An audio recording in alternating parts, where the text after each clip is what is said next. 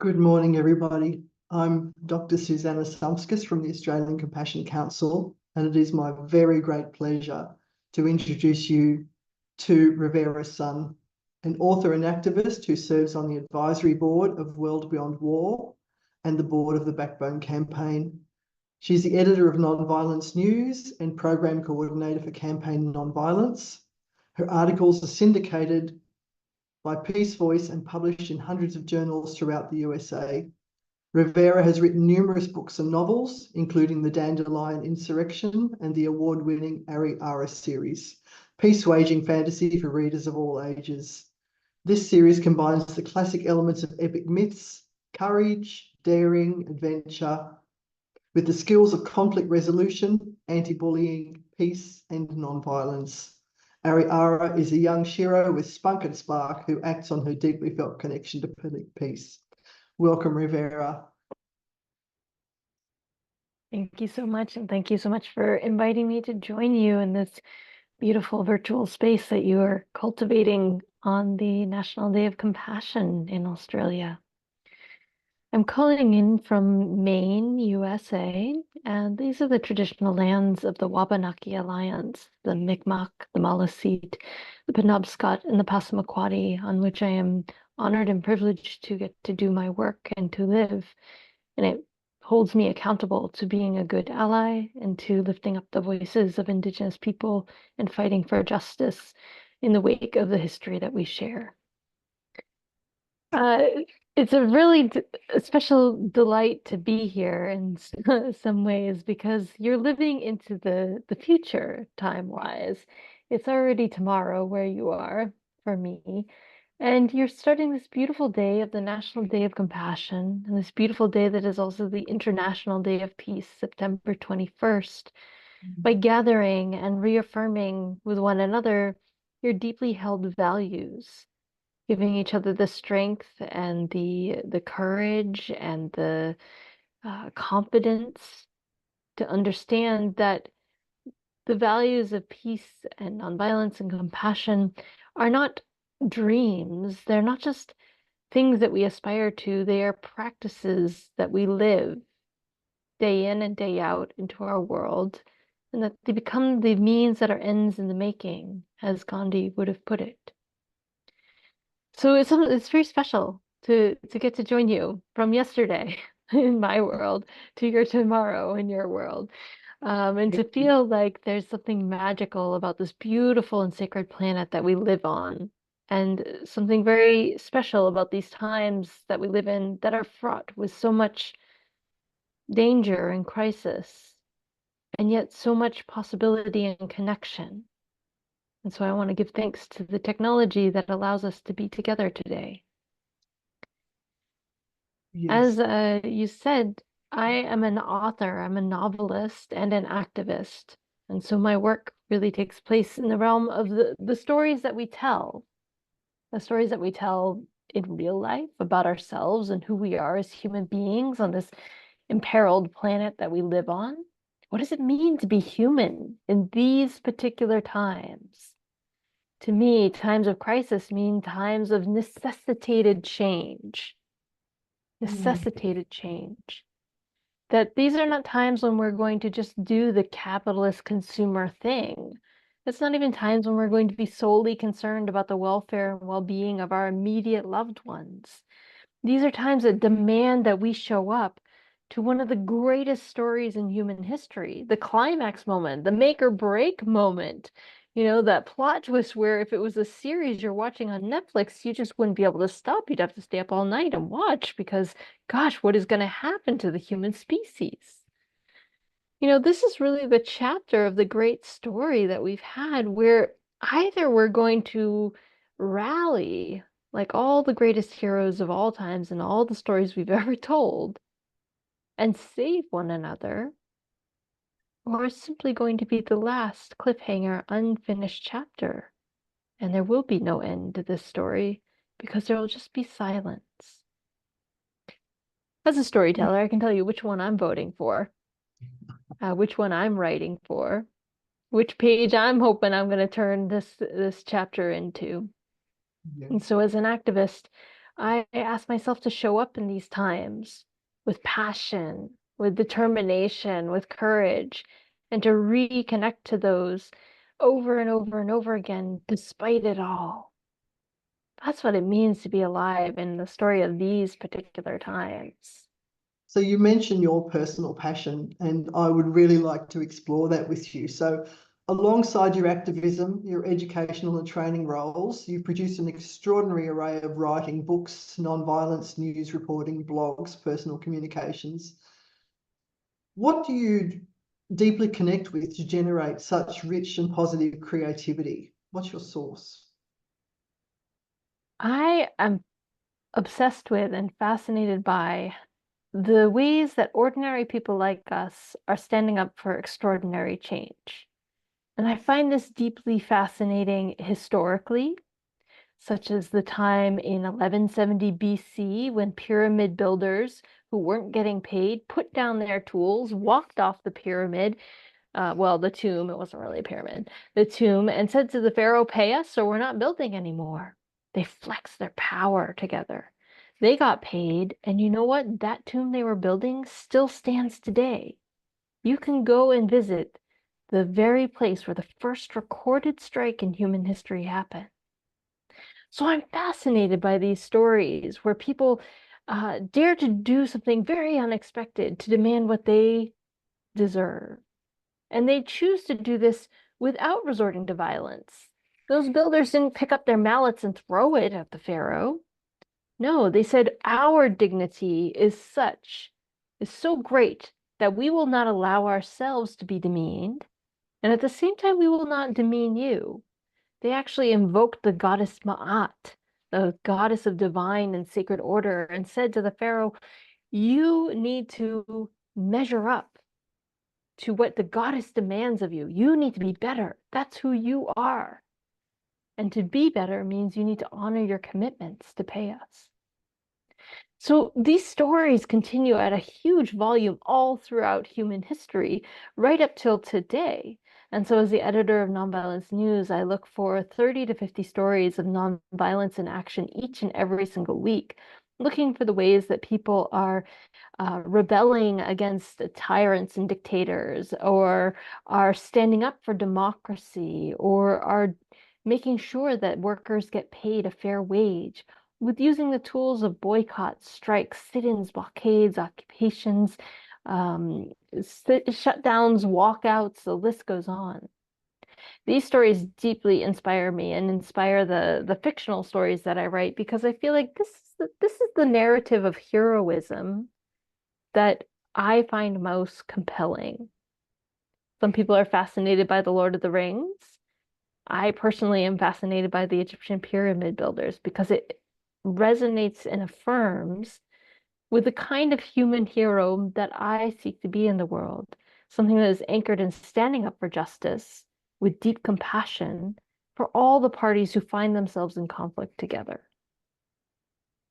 And so your characters and your plot lines and the characters' interactions are asking us to come out as compassionate and peaceful. So there's a translation there. Can you comment on this observation? What is the translation that you're looking for through your characters? Absolutely. So I grew up in the 80s and 90s. I don't know about Australia, but in the US, the woman warrior was in vogue, right? So we had like Xena on the screen, we had Alana the Lioness, we had Buffy the Vampire Slayer, and the message was to be an empowered woman, you're gonna pick up violence, go out and fight, save the day. And like most people, I was like, that's great. I want to do that. Awesome. I want to be powerful. I want to be brave. I want to be courageous. I want to stand up for others. Now imagine my surprise when I grew up and found out that swinging swords at problems doesn't solve them. In fact, so many times it makes it worse. And when I was a freshman in college, something extraordinary happened that the whole world noticed. We got bombed, and then we illegally invaded two countries and bombed them. And it very quickly became apparent to me that the real heroes in the world were not the ones going out and bombing other countries. The real heroes are the people in the street trying to stop the war from happening. So that got me curious about what are stories that are as compelling as Narnia, as Harry Potter, as the Lord of the Rings, but pick up these many stories of nonviolence and compassion that exist all throughout history and say, this is heroic. Pay attention. Learn the courage that it takes to be Gandhi. Learn the courage that it takes to do sit-ins for racial justice and desegregation in the Deep South. Be like these characters. So in my novels, what I set out to do is, particularly in my series for young people, uh, I take all the classic elements of fantasy, everything that you might find in The Lord of the Rings, a little bit of magic, alternative worlds, great big epic adventures. But instead of setting out to win the war, my young characters set out to stop the war. And I wanted to know, can this be as compelling as the warmongering fantasy, which we all see is out there? And what I found, having talked to hundreds and hundreds of young people, is that the answer is yes. The skills and tools that we use to tell narratives of war can be used equally strongly to tell narratives of peace and compassion and characters that embody the very values that people in this circle today are trying to live in the world. That what makes a story compelling is how we rise to a challenge or how we go through a conflict. It is not the violence that young people, or indeed any of us, actually find compelling about this story. It is the willingness of our characters to say, there is injustice here. There is a wrong here that needs to be made right. And with all of my passion, all of my compassion, all of my dedication and intelligence and cleverness, and maybe even a dose of humor, I'm going to rise to this challenge and try to find a way to resolve it. That's a deeply compelling narrative for humans, and it has been for hundreds of thousands of years. And so even though Ariara is a fantasy, the stories depict possibilities of dealing with conflict based on real life strategies. So when readers deeply connect to the possibilities, how does it work to unseat the myths, the standard myths of war culture, that war is inevitable, justified, necessary, or beneficial? What would be some examples of Absolutely. those myths? So this is where my work as both an activist and author comes into very fruitful interplay. So I like to learn about the stories of how people like us have actually stopped war, how the women of Liberia in 2003 stopped the Second Liberian Civil War, forced a dictator out of power, and got a democratically elected female president. I like to hear about the stories from Algeria, a place that has known so much war. After their independence almost subsided into civil war, and 1,000 people were starting to be killed by two factions of their country. And the ordinary people like us in Algeria said, no, no war. We will not have this anymore. And they went and they stood in front of the tanks. They laid down in front of the soldiers. They said to their own people, stop this right now. You are going to resolve your differences at the parliament table, not with tanks and guns. These stories happen around the world, and we often don't hear about them. Raise your hand if your narrative of history is often just a recounting of the number of wars that your country has been in. Maybe it's different in Australia. Okay, maybe not. In the US, we're taught from kindergarten on upward about all the wars that we've been in. We are never taught about the ways that the peace movement has stood up to stop those wars. So to me, I'm always looking for what are these compelling narratives that are happening in real life and how can we put them in novels? So in the way between the first in the series, a young girl learns an Aikido-like non-martial art with which to deflect the blows of violence. And then she learns that it's not just a bunch of fancy moves. It's a way of organizing oneself and one's friends so that you non-cooperate with injustice and you get in the way of those who wish to cause harm, but without causing them harm in turn. In her second adventure, she learns how to work with others to coordinate a strike and a boycott to stop an unjust exchange of labor for water between the two enemy countries. In the third book, she works to rally the women so that their voices are brought back to the decision-making tables so that those who stand to lose the most through war have a chance to say whether or not a country should go to war. And then in the fourth book, I draw from the incredible real-life work of nonviolent peace force and other peace teams that go into hot conflict zones around the world and de-escalate violence. This is some of the most courageous and underreported work that exists. And so I wrote it into the story so that as young people or readers of these series, we start to see that this work can be done by ordinary, extraordinary people like each and every single one of us. That we too can be that person that says to our friends, hey, hey, hey, chill out. Don't go get into a fight, right? That we too can join peace movements that go and de-escalate the likelihood of violence from happening in hot conflict zones. That we too can stand up to our elected or unelected leaders and demand that peace be a priority. So my work is really about taking the best practices that have happened throughout history and or currently and making sure they're getting representation in fantasy novels. And people could be doing this in historical fiction, they could be doing this in science fiction. The genre is not quite as important as actually updating the tools of conflict management that we are putting into fictional narratives.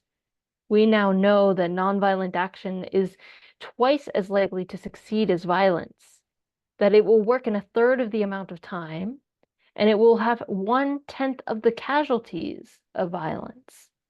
And this is up against things like ending dictatorships, expelling foreign invasions, ending occupations, the very things that we tend to think we need to use violence and war to achieve. So if nonviolent action is twice as successful, why is every Hollywood movie churning out yet another violent heroine that's using a set of tools that will not let her succeed at her goals as easily as nonviolent action? Why are we churning out so many books that have young heroes going off to war to save the day when actually they're twice as likely to fail at that as if they started a nonviolent movement to achieve that goal?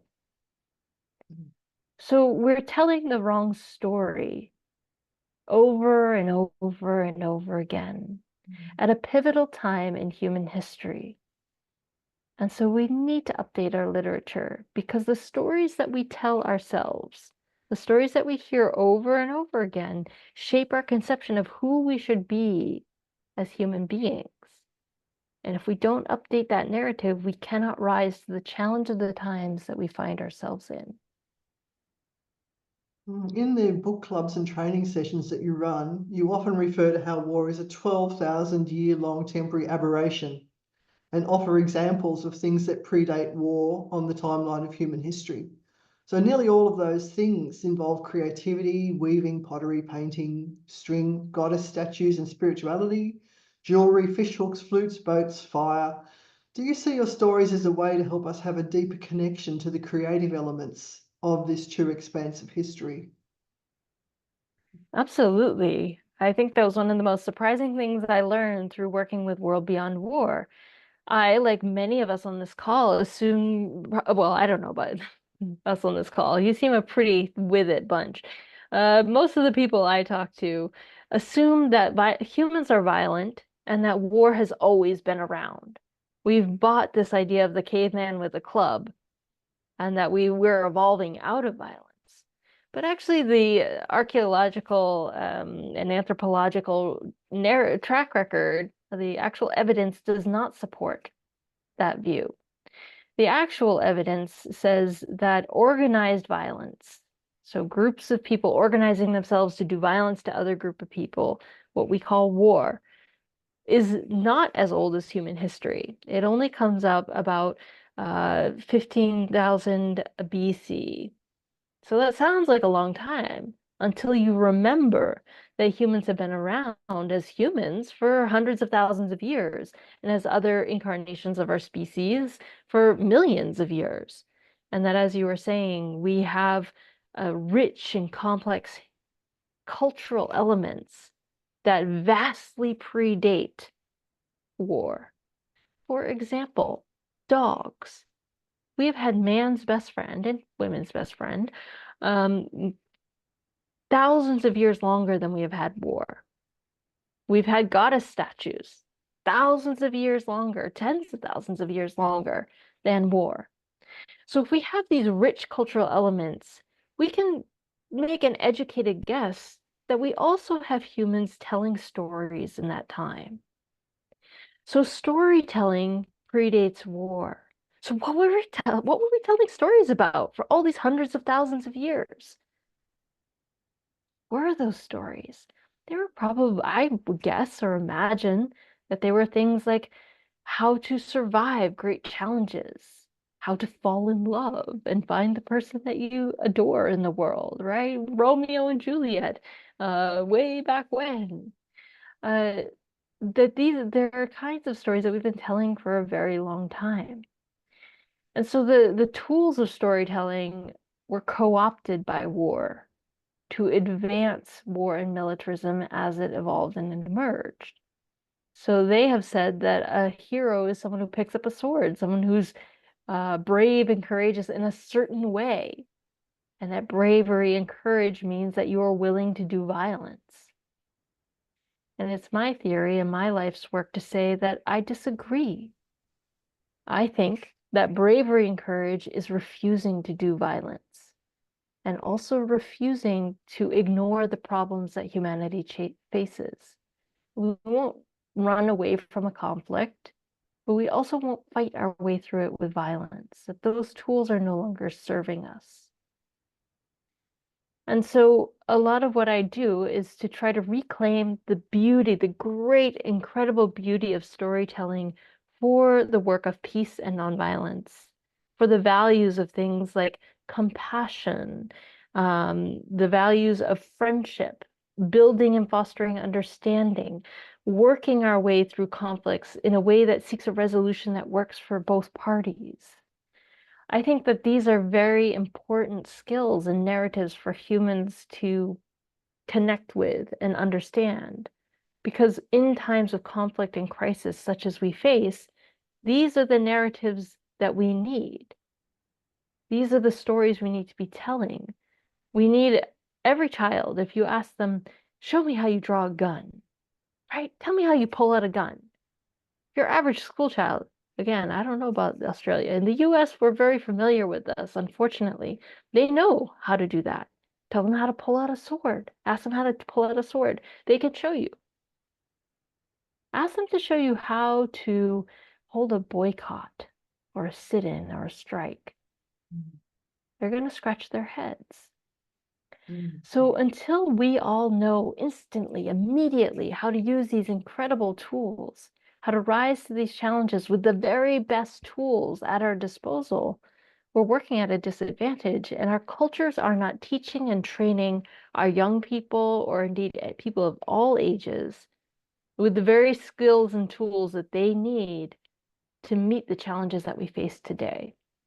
We're using the wrong technologies in our narratives. Yeah. Your approach to writing in general seems to foster deep connections with your audience, especially through the Ari Ara series that you've shown us. And it inspires readers to share through community publishing. So, and donating to libraries and other ways as well. So these deep connections with your readers seem to go way beyond any conventional sort of promotional strategy and seem for many to fill a missing link in their efforts towards peace. Would you share your experience of these deep connections? Yeah, absolutely. So, as you can imagine, when you challenge war culture, you don't have a lot of the popular mainstream institutional press or publishing lining up to support you right away. So we decided to self-publish these books, but we decided to do it with people. So we call it community publishing. And we've grown what we do from a very small group of people, like my mom and my aunt, contributing to my first books, to hundreds of people and a far-flung network that includes people all over the world. So in the course of doing this work, I've also gotten the great honor of doing lots of conversations with young people, especially about what Ariara and the characters in the books mean to them. I get to see like their faces when they are reading this book in school. I get to hear from them what it means to have a character who is so committed to peace.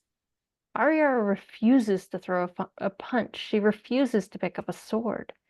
And what I've seen in young people is that rather than finding this odd, they find this completely normal. They find this completely obsessively fascinating. They want to be like Ariara because children are not violent by nature. The military has to spend, trillions of dollars training and recruiting our young people to go kill other people. It is not something that's normal to humanity, not to the bulk of us. And so what I find that Ariara and her friends do with young people is it affirms in them their sense of justice, which young people have a very strong sense of, their sense of compassion, and their sense of what kind of character or person do they want to be in the world? How do they see themselves? They don't see themselves as little soldiers. Remember, militaries have to spend a lot of money and do a lot of advertising getting young people to see themselves that way. They see themselves as creative beings. They see themselves as wanting to find a way through conflict with their friends. They see themselves as wanting to work for a better world and to do that with an option that doesn't cause further harm. So for me, one of the most beautiful things about writing this series and getting out there with it is seeing the reactions from young people. But it's not just them, because I've seen readers of all ages. I've seen veterans read these books and weep because of the journey that the veteran characters in the book take. I've also seen parents writing in and saying, we're in the kitchen pretending to do the Aikido-like non-martial art of the way between. Or my kids got in a conflict and they're trying to figure it out like Ariara would. When you can start to blur the lines between what we're reading on the page and what we're embodying in real life, that gives us a very powerful narrative. That is the job of story. And to me, that's the job of peace narratives, is to give us the kind of stories and heroes that help us embody those values and practices in the world. And for long-term peace activists, like many of us on this call, it's a missing element in our culture. When was the last time you went to a movie that had an anti-war hero in? When was the last time you read a book where they use the skills that you're using in the peace movement to solve their conflict or their problem? So I hope the Ariara series is not, it may be one of the few right now, it may be one of the first, but I hope it is not the last. I hope it helps to create a pivot point upon which we start to tell different stories as human beings, as a publishing industry, even in movie production. I hope it really helps us question what stories we're telling and why. I'd like to now, with your permission, invite our participants to ask questions or to provide comment. And if participants, you could unmute yourself and then say your name and then speak. Hi, I'm Vishnu. I'm from Heartfulness Meditation. I'm just enjoying the sun in Piermont break. I just wanted to ask you, and first of all, I want to thank this Compassion Australia to bring this such a wonderful event. And I think I was about to have my tears in my eyes to hear these stories, and then to hear Rivera son talking about the peaceful books, because my both sons grew up with heroes, Avengers, using the toys for playing. So they see always war as something noble. And as a meditation practitioner, I feel that if I meditate, I bring peace to myself first, then I create an environment around me of peace. So, what are your thoughts on meditation? And do you include that in your work? Thank you, Vishnu. Thank you for sharing about your sons and the youth that you are seeing, and how the culture of war and violence is so pervasive and we are so trained in it. I do think meditation or contemplation or any sort of centering practice that we might have plays a really important part in changing our culture and changing ourselves and changing our world. I think when we think about our habitual patterns, many of which are ingrained in us from the culture that we're steeped in, which is often promoting violence and war, the way that we shift gears from those habits is through cultivating the self-awareness and the mental discipline that comes often on the meditation cushion, right? Or a centering practice like doing deep breathing before you speak, or counting to 10 when you're angry. These are the mental disciplines that have been handed down for thousands of years. They also predate war. And while they have been co-opted by the warmongers to help them become better fighters, ultimately their purpose is not to serve war and violence. Their purpose is to help us avoid it. Their purpose is to help us have the awareness with which we see through the delusions that cause hate, that cause the conditions that lead us into violence and violent conflict. So I think it's critical. I think it's very important.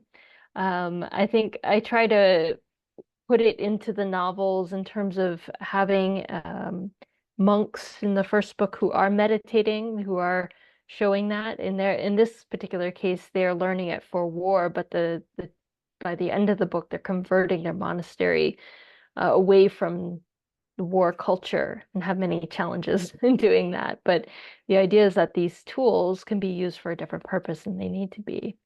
In subsequent books, because Ariara is a young teen, there's a lot about emotional regulation, right? How to have real, authentic, genuine emotions, but to have the perceptive awareness that helps us not express those through violence to ourselves or to others. And that is a big thing that young people are learning. Also, adults like ourselves are still learning as well. So I thank you for that question. I think about it a lot, and I'm very glad you raised it. Thank you.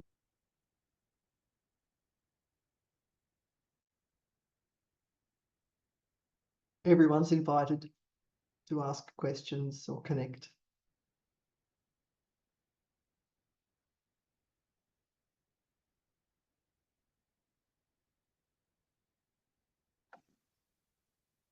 I really enjoyed listening to the description of a different narrative that really talks to kids and adults.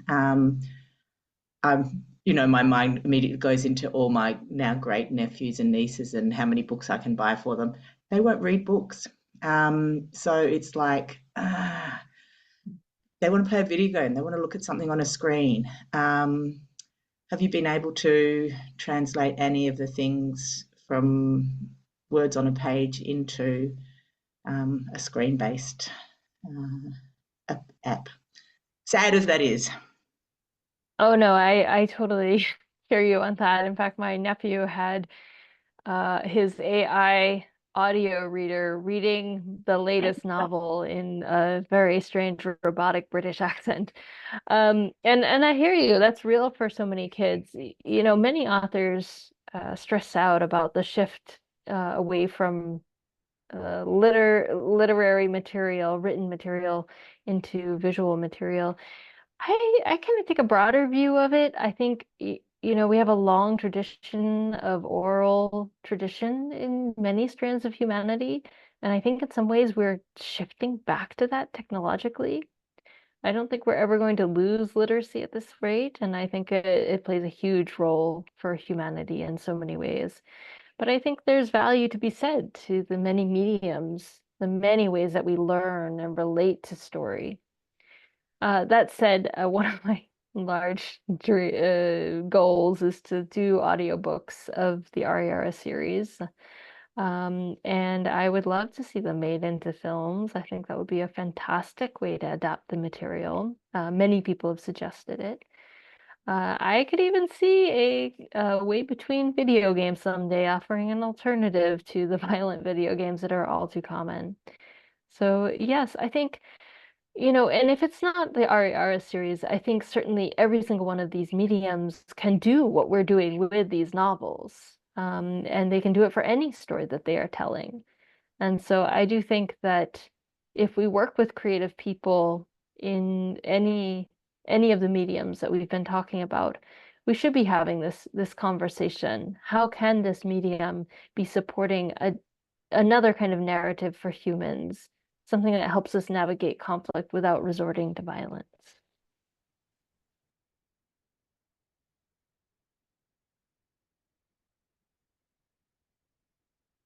Thank you for that wonderful question. Everybody is welcome. Rivera, just it was wonderful to hear as well. Just interested in I think you quickly touched on it, but just in terms of not so much the publishing process, but more the follow-up to it in terms of getting it in on school curricula and early learning curricula, with obviously not a whole lot of weight of resources behind you, I'm assuming from your wonderful presentation. But yeah, how have you gone about that, or be interested to hear a bit more? Relationship building. It's so key, right? That's the only way that these books are finding their friends and finding ever increasing circles. So if you have a good relationship with your public library, going and talking to the librarian, particularly youth librarians, what we have found in multiple libraries in the United States is that once the series gets on the shelf, it actually rarely stays on the shelf because one child refers it to the next child and the next family. And it's so beautiful. It's a great problem for the library to have. As for schools, if you know Montessori or Waldorf schools, they're often very receptive to the series, especially Montessori, because it has a great alignment with their peace mission. They're kind of unique in that way. And then with public schools, the way that we've seen some advancement is by having direct relationships with particular educators. And as you may have seen in the news in the US, it's a big deal because we're having fights over books and reading lists all over this country. So it's a little ridiculous. But organizing intergenerational book clubs can be a lot of fun for people of all ages to come together and hear from one another. These have been some of the most beautiful conversations that I've gotten to be part of around the books. Thanks, Jeffrey.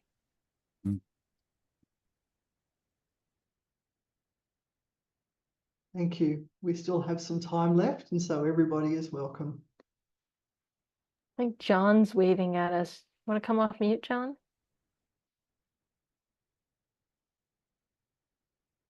Sorry, what did you say? John keeps putting up his hand, his literal hand, but you're gonna have to come off mute, John. Can you find your microphone and click on that? Am I off now? There you go. Fantastic. It was wonderful to listen to what you're speaking about. I'm going to be speaking at 11 o'clock about relationship-based education. Life is about relationships.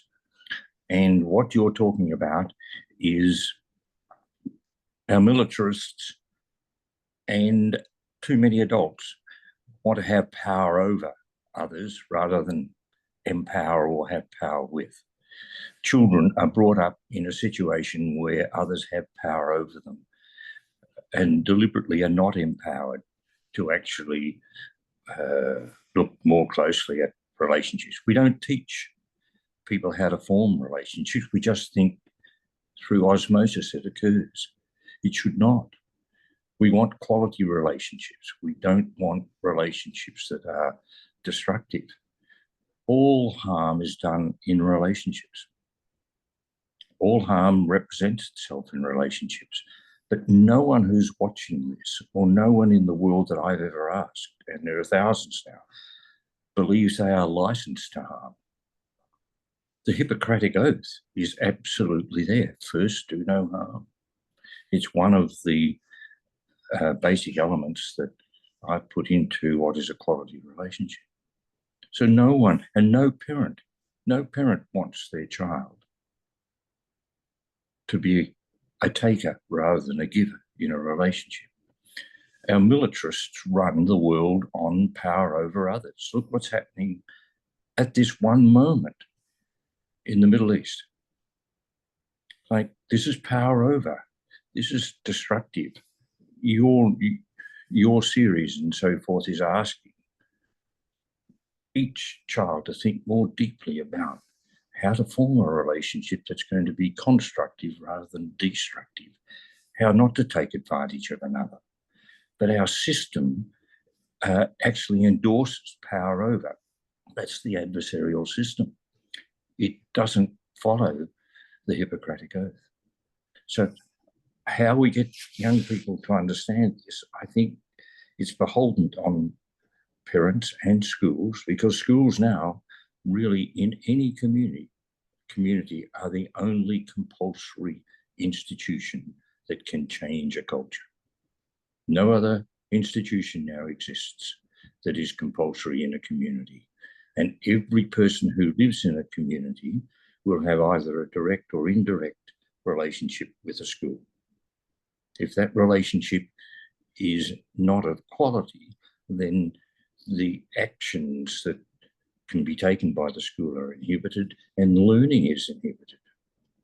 So I congratulate you on your conceptual approach to getting people to think more deeply about what compassion really is. What is love in the end?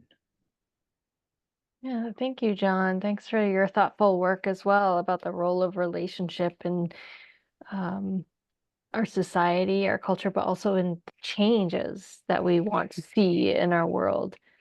I think one of the things that I've really worked hard on within the series is that Ariara doesn't live in a utopia. Like, her world is a mess. They've got these two warring nations that are always at war. They have been for as long as anyone could remember.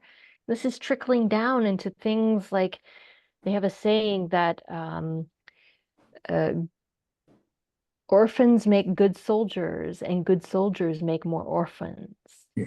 Right? This is the terrible horribleness of the war culture, is that all these young orphans are growing up knowing this, right? So Ariara and her friends are trying to find a way out of the cycle of hell that they are in, which is very familiar, right? This is the world that we live in. We don't live in a utopia. So we want to know where we're going. We want to have a vision of the future. We also want to be part of a story of change.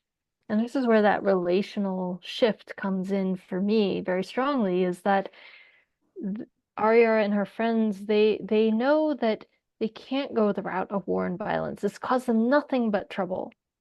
And this idea that there is another way forward is mostly and largely forgotten in their society, and they are in the process of relearning and rediscovering it. And it's upending everything in their world, right? The seeking of right relationships between groups of people is rewiring their economy. In the third book, the restoration of the women's voices to the song, as they call it, requires the entire society to go through a profound transformation from their status of silence and complicity within this injustice. In the fourth book, Ariara and her best friend get into a huge fight in the middle of it, right? Over something that's really important to their relationship. And they learn that critical lesson that you cannot, well, you can try to work for big social change without working on yourself, but you're probably going to trip up over your own problems and run into conflicts with your friends. So they're modeling for all the readers, what do you do when you really mess up your relationship, when you try to have power over one another and you need to restore that relationship? Yeah, Right. it's very important. Relationship reparation rather than a restoration, where you, if you've made the mistake, you have the heavy lifting in repairing the relationship, but the person that may well have been harmed or hurt by it must give something as well. So this is where, and I will talk about, this is where forgiveness is so important. And we misunderstand what forgiveness is. Forgiveness has been captured by every faith, but it is the only enabling element that allows us to move forward. So you and I have made mistakes in life. We've made misjudgments and so forth. How we manage that moment, if we manage it constructively rather than destructively, in other words, destroy ourselves and have to go through a ritual before we actually deal with it. How we manage that is critically important. So I've taken the word forgive and I ask, it's made of two words. What are they? For and give. Take the for off the front, please, and put it at the back. Give for the relationship. Give for the team. Give for the nation. Give for your school. Give for your parents. These are, and this is the essence of relating. Relationships are messy. We get things wrong. We make misjudgments and so forth. But how our mental health and our physical health is purely determined, and all research tells us this, but no one really jumps at it. All research tells us, the longest research done on any well-being and performance is the Grant study, the Harvard study, been going for over 8 decades now, over 80 years. And it says that the most important contributor to life performance, life's well-being, and so forth, is a quality relationship. So how we repair the mistakes is really important. Yeah, John, people are in for such a treat with your talk that's coming up, and I'm glad there's so much resonance between what we're working on. You've named so many elements that I've tried to weave into the stories, things like reparative work or restorative justice, transformative justice, forgiveness, reconciliation. I see Terry mentioned in the chat box, social emotional learning, peace building practices. As a species, we've cultivated this immense toolbox for how we deal with our problems as humanity. And it is immense. And the track record that it has is both scientifically, empirically, and anecdotally strong. And that's why I feel it's so important as an author to start putting this stuff into books, into the stories that we're telling. Because while humanity has this top-notch conflict toolbox, our narratives are still saying, pull out the sword and kill the bad guy, or pull out the gun and kill the bad guy. And this is a huge, massive problem for human beings. So I just want to thank you all on this call for opening up these conversations, for unpacking the toolbox, and for really getting that we need new narratives and not 50 years in the future, because we need these tools right now. So please do check out the books, order the books, read them with young people, share them, because I wish there were a gazillion stories like this, and there's a short list that I know of. But I think the more that we can explore these stories and narratives consciously with one another, the better we can get about talking about what the culture shift is that we need. It's because we're doing it in real life. We're doing it with all these practices we've been talking about. Now, how do we shift our culture of fantasy, of entertainment, of informational sessions to match up with the front line of the very best work of complex skills that's going on throughout our planet. And that's really what I've been doing, and what I'm just so pleased and honored to be able to talk with you all about today.